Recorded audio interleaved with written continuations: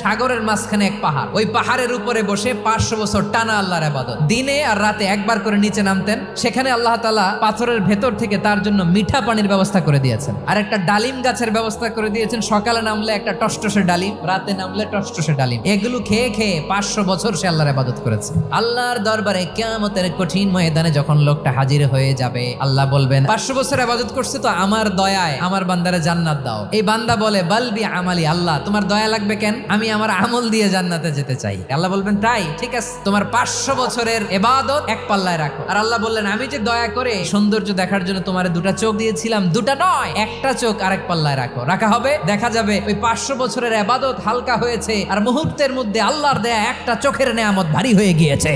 ফলাফল দেখো, হিসাব বলে তুমি এখন জাহান্নামে যাবা, যাও এবার জাহান্নামে যাও। এবার লোকটা কাচুমাচু করে বলে আল্লাহ এবার আমি বুঝতে পেরেছি তোমার দয়া ছাড়া দুনিয়ায় কেউ জান্নাতে যেতে পারবে না।